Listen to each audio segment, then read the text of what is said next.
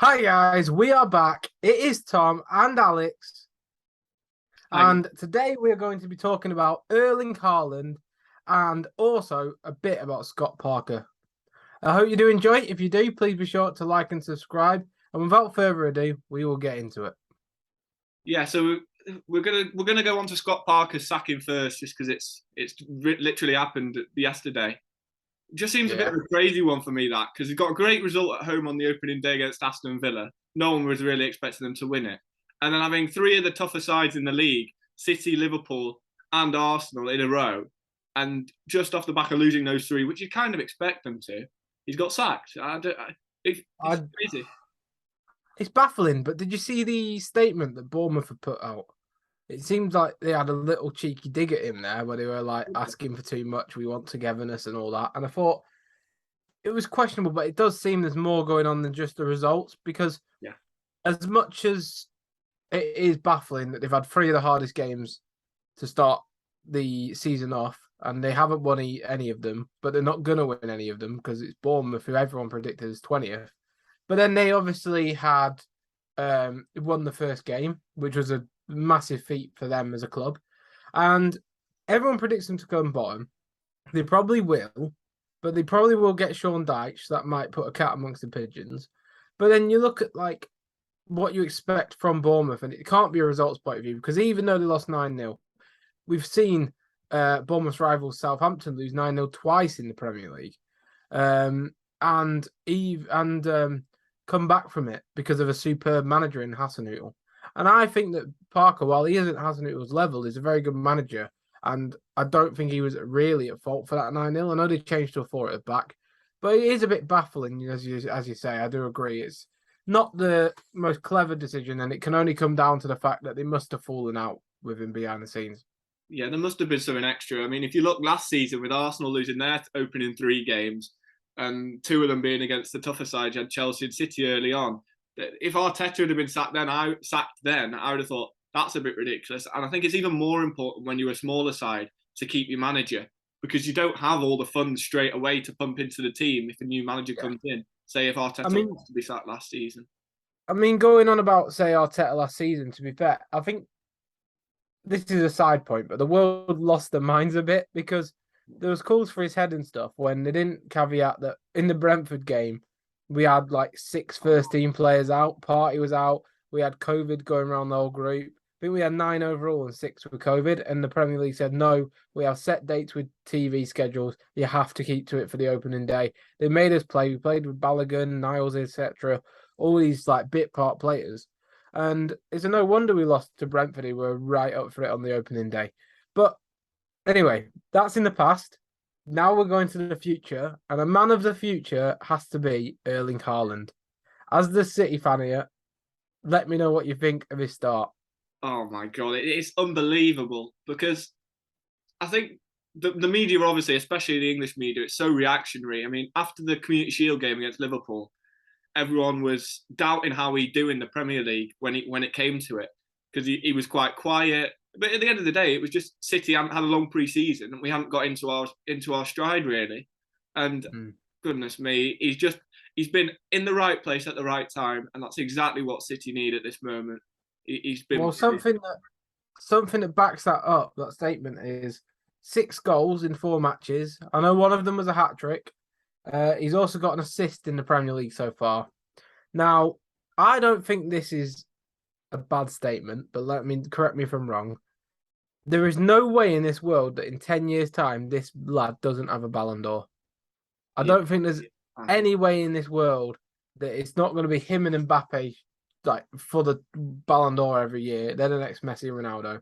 And I do think, and this is a controversial statement, but right now, I don't think maybe you could count Lewandowski, but as in to start the season off, there hasn't been a better striker. Haaland, in my opinion, is the best striker in world football at this minute in time. yeah. I think Lewandowski, when he gets into his stride, he'll be up there. But he's had the best start, and you'll see some of the other strikers. And Mbappe started quite well, but it's not quite up to what Haaland's done. And then I suppose you got a few others. Who else is there then? Who was I thinking of before? forgotten the name now. Anyway, that there's going to be a lot of strikers coming through, but the way he started in his first season, there were doubts about whether he'd adapt to the Premier League, but he's taken it in his stride, really, hasn't he? So, from a tactical standpoint, you know more about Pep's tactics than I do. What has changed from the City last season to the City this season? And the question is Haaland the missing piece for the Champions League? Well, to start with, the change in the way we've played. We've not changed too much in the way we've played, actually. It's still a nice, fluid passing football, possession-based football that Pep's always played. But what I will say is the football plays a lot more direct. As in, instead of playing the extra, sometimes you'd see last season, especially when you've got Foden as the false nine or even Sterling as the false nine at times last season, you'd see him drop in, they'd play the extra pass, and then you'd see all those cutback goals. Whereas this season, you see with Gundogan against West Ham with his through ball to him and against Crystal Palace, we're actually playing that ball in behind now. And it's catching them off guard, really, the oppositions, especially the teams that played us previously last season. Mm-hmm. They just don't expect it, that ball in behind, because they can push up a little bit higher because of the possession football we're playing. We're not likely to play it in behind, but now Haaland's there, he can just shrug off any player in his way. It's I've seen different I've seen with dynamic. that third goal for that hat trick that he Oh, that scored was the other. brilliant. I think he is just the focal point, isn't he? From what I've seen, anyway. Obviously, I don't know. I don't watch City as much, but when you do, it's a joy. But I think he's a focal point to what to what Pep needs. Sorry, he Pep has traditionally. I mean, I know in recent times he hasn't, but he has also in the past used a main striker, focal point type striker, e.g. Ibrahimovic. I know it didn't work out too well, but he still used him. He redefined the role that Aguero was playing at City and still got the best out of him, who isn't a traditional Pep type striker, really. Yeah. And I just think he adds that focal point. And I know this sounds mental but I do think a lot of football is played in like your noggin, in the mental side of the game.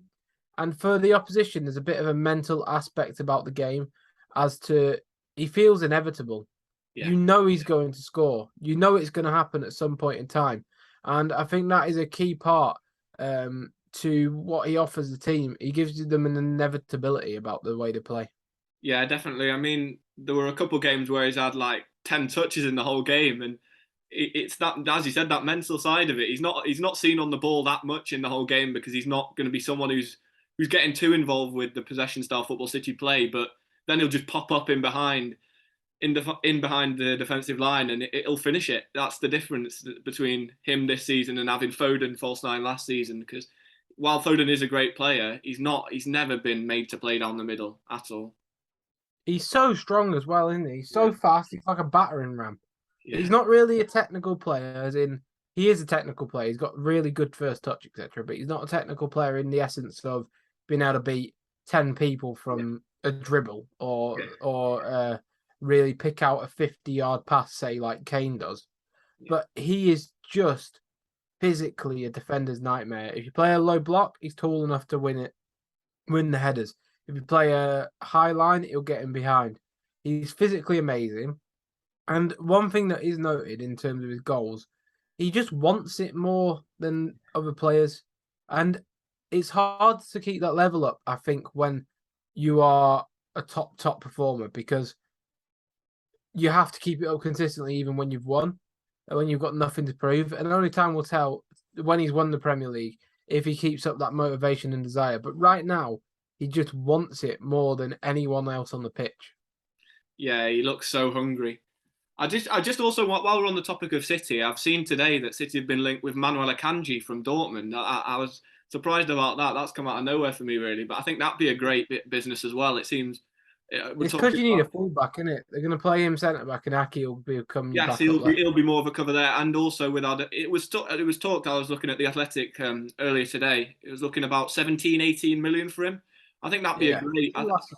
He must be in the he's in the last year of his contract, must be. But I think that'd be a great signing because Ake picked up a knock against Newcastle. Laporte is only just getting back into first team training, so I think it'd be brilliant, to be honest. Quite fast as well, which is something City lack in the centre half department. Yeah, well, I mean, the City definitely do need cover, and they're running out of time to get it. Yeah. I'm going to go quickly on to transfer news. Obviously, the other side of Manchester United have signed Anthony today. Is it for £90 million or something It's ridiculous? 100 million euros. It's Yeah, ludicrous.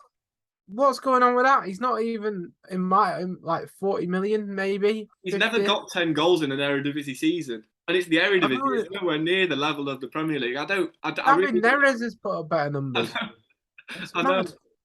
I know. But Yeah. I don't know. But going back to the Haaland talk, last year I think was the year of the false nine, the year of the technical strikers.